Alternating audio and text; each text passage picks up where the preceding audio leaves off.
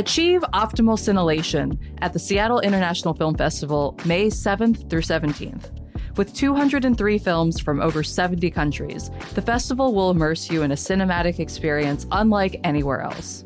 Discover independent and international films, in person, in the heart of Seattle. There's something for everyone, so join the community and start experimenting.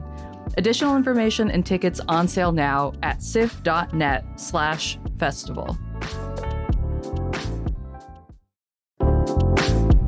In Dundee, Oregon, there's this monthly event in the heart of downtown that brings art, wine, music, and locally made goods to life. They call it Third Thursday. This May, and all throughout the summer and fall, stroll the streets of Dundee and experience wine country charm at a slower, more intentional pace. It's free and open to all, which makes it an approachable way to explore Dundee for the first time while supporting local businesses.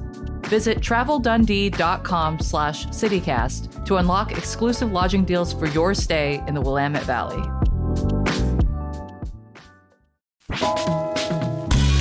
This is CityCast Seattle. I'm Jane C. Hu, and here's what Seattle's talking about.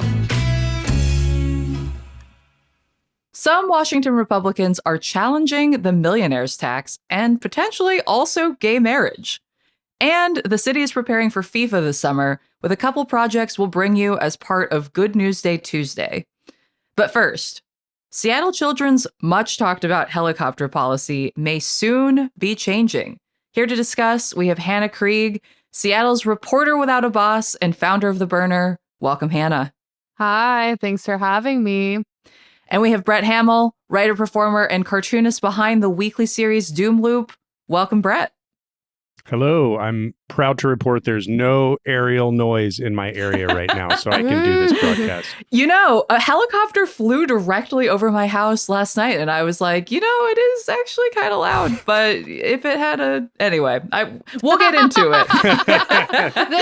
This is the eternal fight. So, last Friday, Seattle Children's announced that they're going to ask the city for approval to remove the Medical Review Committee for helicopter landings, and that the Laurelhurst Community Council has agreed to support them in that.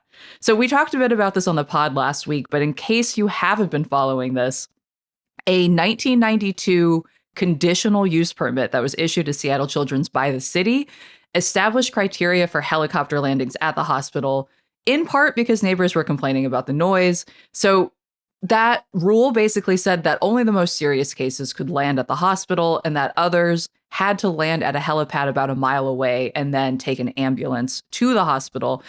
And that conditional use permit put into place what's called the Medical Review Committee. This is what the hospital is trying to get removed now. And that committee reviews landings to make sure that they meet those criteria. And that includes some medical professionals, but also members of the Laurelhurst community.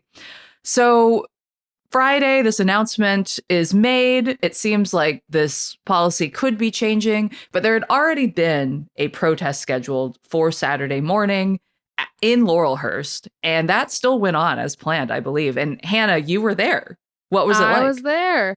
Yeah, it was, it's quite a distance for anyone who lives in a normal tax bracket neighborhood. Hard to get to with it on public transit. Yeah, it was hard to get to. So how did you get there, Hannah? I walked my little self to the light rail. Then I light railed up to University of Washington light rail station. Mm-hmm. And then I was going to take the 65, I believe. But then it never came. So then I walked a half hour to the location of the protest, which was, kind of on 45th, pretty close there to Seattle Children's. And then eventually we marched into the neighborhood, and it was like stepping into another universe. I had never been there, and I probably will never go back. Tell me more. What about it felt different to you? So... You see, Jane, they are very wealthy. They're wealthier than I even anticipated. I look at this daily UW reporter. I ask her, I was telling her, this is kind of a normal neighborhood. I'm we're really mad about it. And then there was a moment, and it was just fancy houses of all stripes, truly, because there was this beautiful, one level, modern, sleek house that had these huge windows that you could see even from the front windows to the water. And then there's these big, like, storybook kind of castle, like brick ones, and everything in between. And and probably more hedges per capita than any other neighborhood. Like, most of the houses probably didn't even have to see the protests, but thankfully they were loud enough that I think most of the residents could hear them. So people were making noise. Yeah, that was. What did people bring? What did people bring? There was maybe the most interesting thing was there was this kind of makeshift contraption that was like simulating helicopter noise. I took a video of it on my Instagram. I don't think the Instagram did it justice of just how loud it is, but it got to the point where I was like, damn, can we like turn that off? I was like, shit, like I'm here. Yeah, you don't want to hear that noise constantly. Well, I'm sure with the children, with the hospital, don't those helicopters don't come like it's not constant, and it's like they go right over your house and then it's over. This was like I was standing next to it for 3 hours. So I had like a little bit of sympathy for me. But there's also like kids with these like long, like you blow into it kind of big ass kazoo things, and then a vuvuzela. What? Do you remember these from? Oh gosh, I feel like the mid 2010s, like they were huge at the World Cup. People would have, it's basically like a big horn, but it's kind of a rudimentary horn where it does kind of sound like a kazoo. It was very rudimentary. It is the type of noise that you want to make when you want to just be loud and annoying. So, Hannah, how many people turned out for this? Less than 100, probably, I would say. It was, it's hard to get there, so that deterred it. But I mean, it matters more the sound, right? Because you can make a lot of sound if you have vuvuzelas and helicopter simulator amplifier thing. Yeah. Did you all end up seeing any folks who lived there? Like, was there any reaction that you all could gauge? Yeah, that was interesting. They had a few people, I think, assigned to a role of like approaching neighbors, approaching Laurelhurst residents. And it seemed like those interactions went pretty well. I obviously couldn't hear them, but it looked like there was one time where we were approaching these two guys and they were like filming. And I don't know, you never know when there's a homeowner filming you, what's going to happen. But then one of the assigned people went up and like gave them a flyer, and then like they like all high-fived. And so it seemed like they agreed and were fine with it. And I don't know, the noise disruption was happening at like noon on a Saturday. So when everyone's lawn was getting mowed anyway. So it was probably not the biggest disruption to them. Also noise. Yeah.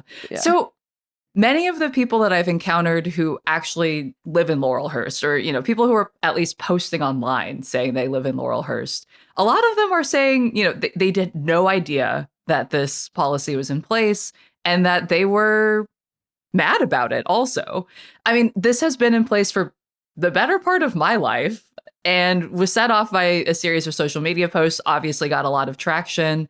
What do you think this shows about the political atmosphere right now, that people are up in arms about this now? There's kind of two parts to this, and maybe Brett could speak more to like the political moment of this, but I think there is just like a logistical thing where it's like, this is the opinion of the Laurelhurst Community Council.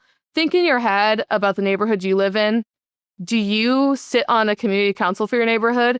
Do you know the people who sit on your community council? Do any of your friends sit on the community council? This is selecting for the NIMBYest of the NIMBYs in the NIMBY neighborhood. There's like probably a full spectrum of belief within Laurelhurst that either they wouldn't be informed because they're not on the community council, or they like just don't share the opinions of, I don't know, what would it be, like 20 people in their neighborhood, I guess. So that makes sense to me. Bigger picture, I think this is an important sort of threshold we're reaching. What we're seeing is just a volcanic rage at the upper class. And as our, cost of living goes up, expenses go up every single day, gas prices, et cetera, that tolerance is getting less and less. I mean, personally, the Laurelhurst noise protest is not something I would particularly do with my time, even though I feel like I'm pretty much on the left and diametrically opposed to some of these NIMBYs.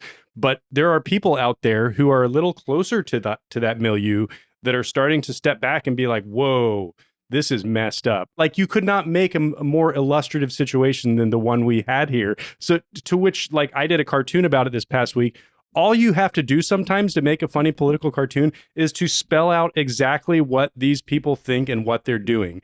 And a large portion of my readership will recoil in horror, and they'll ask, is this real? Like, it's one of those things where people are like, is this really a thing? And I have to say, yes, this is really a thing, because they can't believe something like this could be going on for decades. So the city says it has not yet met with Children's about this proposal, but they're prepared to do so whenever Children's is ready. As for how long it might actually take to get a change through, it depends on the scope of what Children's will propose. So it could just be a formal amendment to that 1992 conditional use permit, or depending on what they're proposing, it could even require the city council to vote on it again.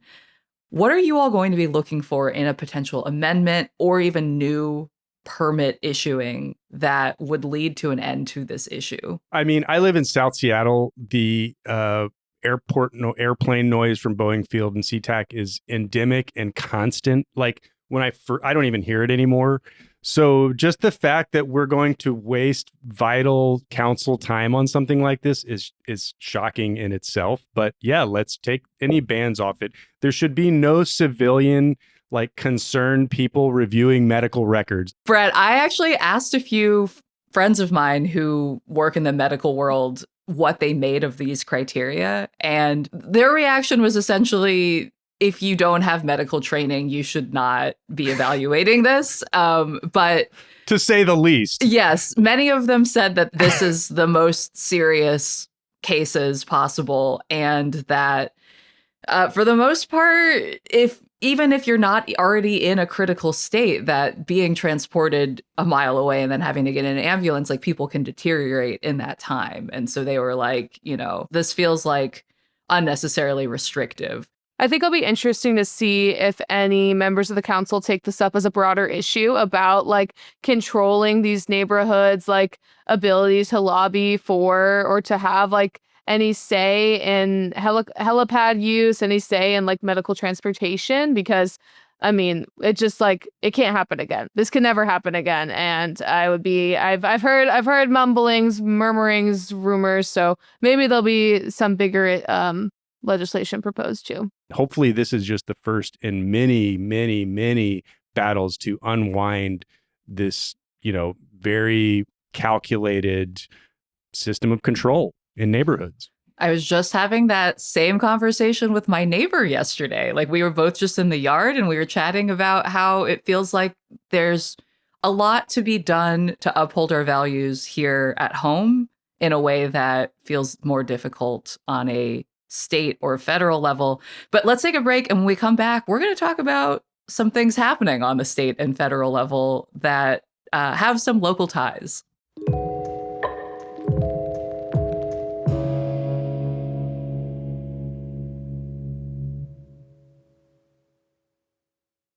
Hey Seattle, if you've ever wanted to see our Pacific Northwest whales, this is your moment. FRS Clipper Whale Watching is the only whale and wildlife tour departing from right in downtown Seattle. And this year, for their 40th anniversary, they're launching a brand new catamaran, the Emerald Clipper.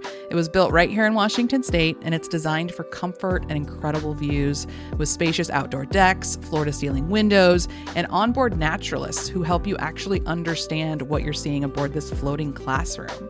Out on the Salish Sea, you might encounter humpbacks feeding, killer whales hunting, gray whales cruising, plus bald eagles and seals and sea lions. It's not just a tour, it's a full wildlife experience.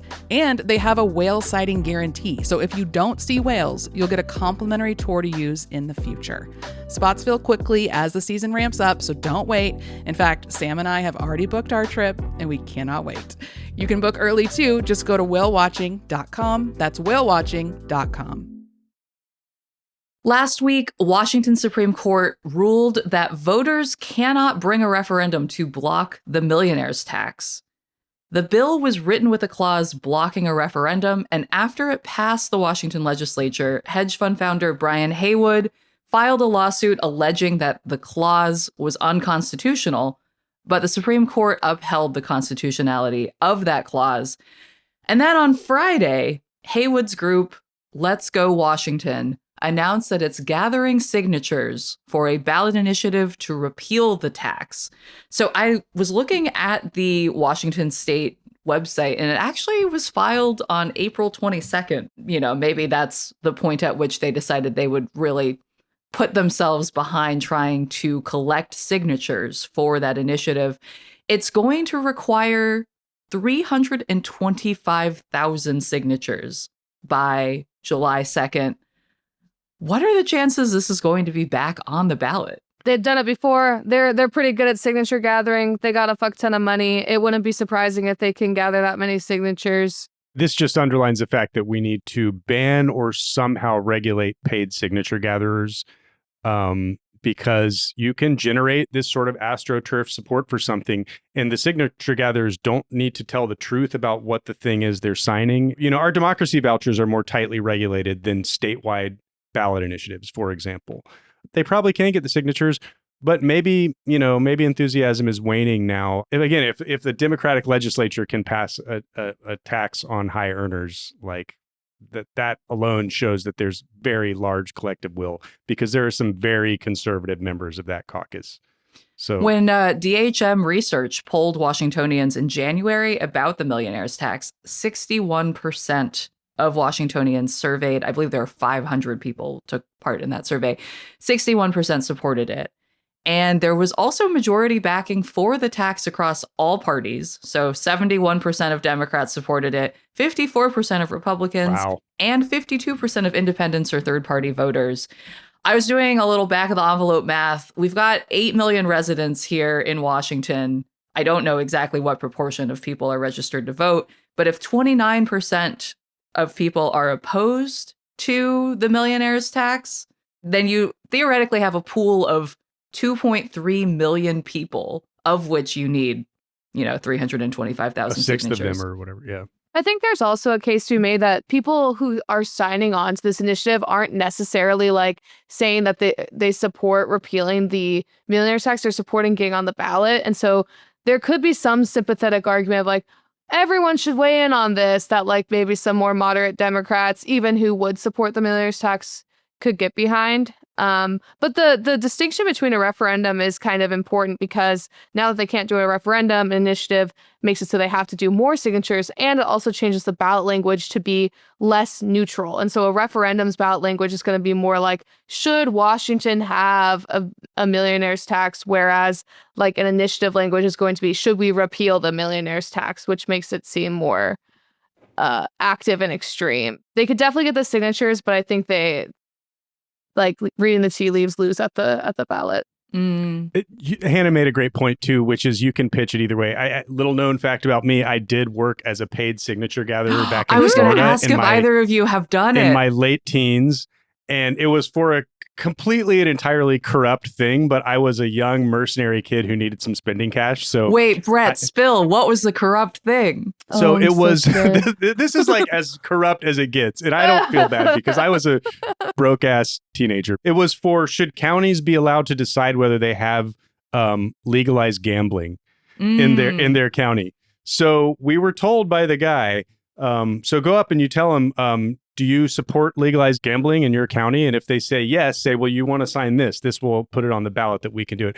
And if they say no, you say, well, yeah, well, then you want to sign this. This will give you the choice of whether you can vote on it. This will give you the chance to vote on it. So you just play both sides. And we, I didn't make that much money doing it, but I definitely had to play both sides of it. And then it turned out that I was making about 75 cents a signature. And the guy that was sending me out there was making $2.50, $3 for the signatures I turned in. So I realized that it's all a scam. So that's why I'm a little bit skeptical about this whole paid signature gatherer thing now. It's a pyramid scheme. Yeah. Kind of, yeah. Well, Brian Haywood's Let's Go Washington is also pushing measures that are headed for the fall ballot that would ban transgender students from participating in girls' sports at K through 12 schools, and another that will force schools to turn over records of students' mental health documentation to their parents. Haywood is also going to be speaking at a fundraising dinner for the Snohomish County Republicans. It's emceed by Brandy Cruz and featuring Katie Faust, who the Seattle Times just profiled over the weekend. She's part of a national coalition of conservatives that are trying to make same-sex marriage illegal again.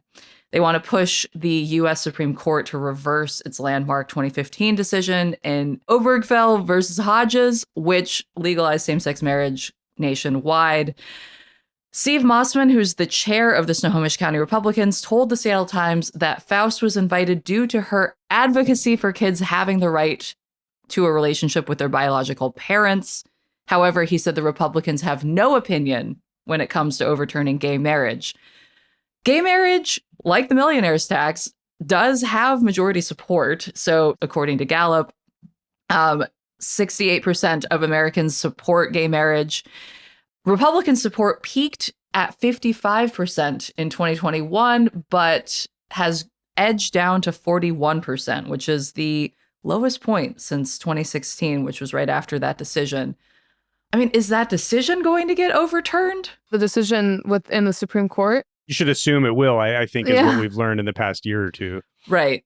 I feel like with Roe v. Wade, people were like, no way. And it's an open question. I, previous to this Seattle Times profile, honestly was not aware that there is a coalition of conservatives trying to overturn that decision, although it doesn't seem too surprising given the political winds right now that there it's are groups. A real snapshot of where we're at, because I remember back in, I think it was in the mid-teens, there was another anti-trans ballot initiative, I-1515, which was about bathroom bans. Washington roundly rejected I-1515 in terms of wouldn't even sign a petition to get it on the ballot. Now it's kind of in play, and that's the result of just constant media talk about grooming and genitalia and such. Yeah. So Faust's group is called Them Before Us, and its mission is to protect every child's right to their mother and father. I do think it's interesting that several of these groups and their initiatives center around purportedly protecting children. I also think it's interesting to note that the Seattle Times reported that this group has been getting more money. So Faust started this in 2018, and initially for the first few years, the group had about $50,000 in revenue. And as of 2024, which is the most recent public filing, they took in about $1 million, and Faust is making around $135K a year running this group. What does it say about the political atmosphere that it seems like they're becoming better funded? The wealthy conservatives have a lot more money under Trump than they did to throw around, for starters. The increase in their income and the decrease in their federal taxes, hell, that's enough to fund, numerous sort of retrograde groups like this. This is why I say overall, you should not be able to buy yourself onto the ballot. That is the opposite of what democracy vouchers do in Seattle, which is that you should be able to get on the ballot if you're a viable candidate. You could get a referendum on the ballot for, if all dogs should have their hair dyed pink, and you could get it on the ballot with enough money. If you had enough money, yeah. Faust is definitely an extremist, even in her own political party. She had a column for a while called Ask a Bigot. She's also what? She's That's also in the iconic. name of protecting the family against surrogacy, in vitro fertilization, and divorce. Amazing. Wow. I would be curious if there is anyone attending this fundraiser who has been divorced, because that feels like 50% of marriages end in divorce, and it seems statistically likely. I would like to know how many of those people at that fundraiser actually are still talk to their children. I think tracing where a lot of the funding and support is coming from gives us an indication of where folks stand on this. And we'll see how these different initiatives turn out over the next few months. If Let's Go Washington can get enough signatures to actually get a repeal of the millionaire's tax on the ballot, and what Faust and Haywood and these other folks are going to do on a national level. All right, let's take a break. And when we come back, we're going to talk about some good news.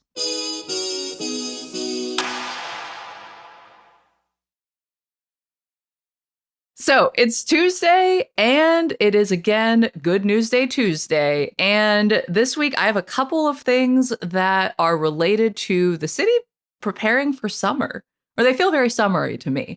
So the first is that there are now 7 new drinking water bottle refill stations downtown. I love those. I don't know. I feel like I always have my emotional support water bottle, and I always like want to make sure that I'm hydrated. So as you're walking around downtown, there are going to be a few refill stations. It seems like this is a pre-FIFA public project. Is FIFA coming to town like a net positive for our infrastructure? No. It's throwing a lot of money into the arts. It's like we're also like getting grants to fund like Starlink for like SPD to use. Like it's like, yeah, we get 7 water bottle refill stations, and then a bunch like when other sports events have come, like a bunch of small businesses think they're gonna get a ton of like business, and then they like over prepare because there's no actual effort to get like sports goers into these small businesses, and then they have to throw out a bunch of food. It's like I think that positive is optimistic to be prompted by water bottle fillers, but It's one of those things where 10 years from now, someone's going to be like, how the hell did the SPD get grenade launchers? And they're gonna be like, oh, that was a grant from FIFA. We wanted to be prepared. All right. Well, here's another thing that I think actually is interesting to help people get around. There's going to be a free shuttle service starting May 21st, and it's going to run all summer through Labor Day, like after FIFA's gone. And it is going to connect Seattle Center, Pike Place, Pioneer Square, the stadiums, and Chinatown International District, and the waterfront, and the ferry terminal, which are basically all the places you want to hit up as a tourist. It's the ride-free area again. When I first moved to Seattle in the early 2000s, there was a ride-free area, and my buddy was like, yeah, you can just jump on a bus. You don't have to pay, and you just have to get off before you leave downtown. And I, like, as this kid from the sticks, I was so mind blown that you could just step on a bus for free and get somewhere else downtown. It was the coolest thing ever. It was one of the reasons, when I moved here, it was like, yeah, there's cool stuff like that lurking around every corner. And then, of course, they repealed it for whatever reason. Well, it's coming back for the summer. It's bigger now. Bigger and beefier. Now. Yes, bigger, beefier. I don't know how often it's going to run and how much it will get snagged by traffic. But hey, honestly, getting between Seattle Center and like the core of downtown is always this weird, like, do I walk? Do I bring a bike so I can bike between them? Do I wait for the bus? So having a free option, especially for folks who don't know the area very well, seems like a great way to actually help people circulate and maybe get to some of those businesses. We'll see. We'll see. Another piece of news that is right in time for the summer is that Pike Place Market is going to be piloting a sip and stroll plan where people can buy drinks on Friday, Saturday, and Sunday between noon and 5 p.m. and just get to like hang out with it outside Pike Place Market. But why is there only day drinking is my question. Bro, when this was like an early Bruce Harrell promise that he never delivered on and should have gotten more backlash in his reelection for. But I mean, it's sip and stroll is so cool. It's so good. It does feel a little horrible when you consider there are like entire swaths of our city where we say like, if you've ever had a public use offense, you're not allowed to like be there. And so it seems like it's like pretty classist that, if you're day drinking at the tourist attraction, you can use drugs in public.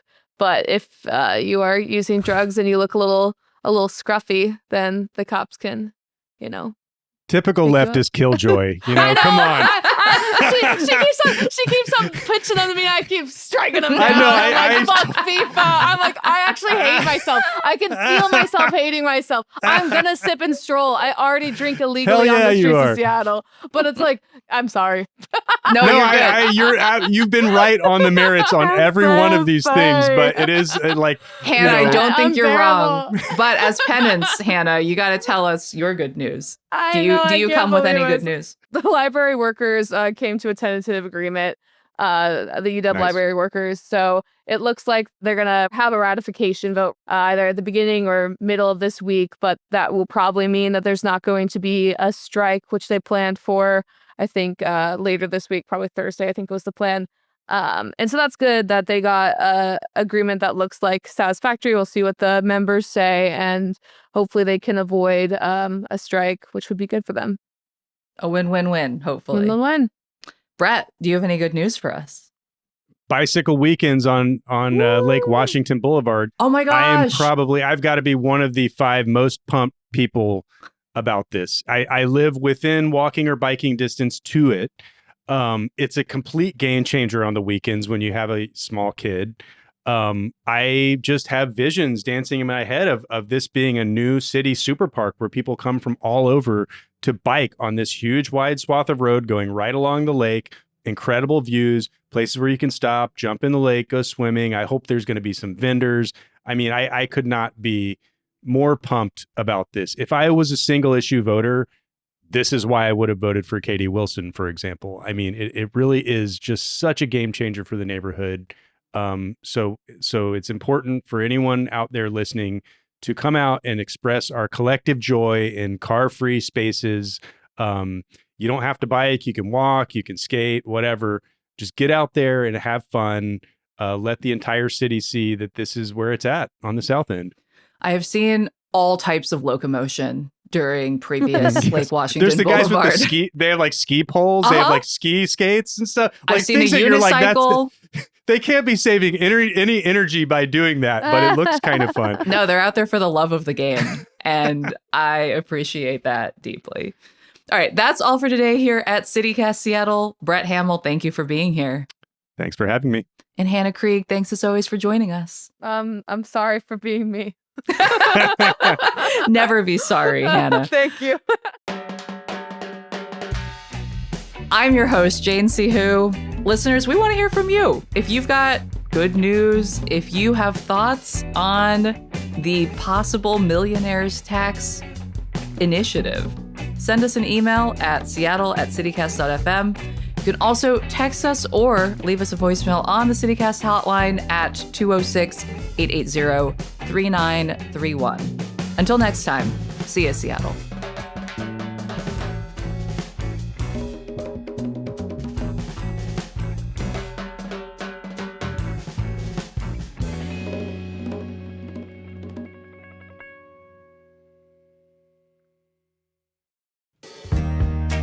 If you're enjoying the podcast, be sure to follow us on Apple, Spotify, or wherever you listen so you never miss an episode.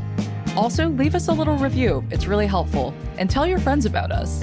You can also get more local news and events delivered right to your inbox by subscribing to our newsletter. Just go to seattle.citycast.fm. And you can find us on Instagram, Blue Sky, and TikTok at CityCast Seattle, and you can watch full episodes of the show on YouTube.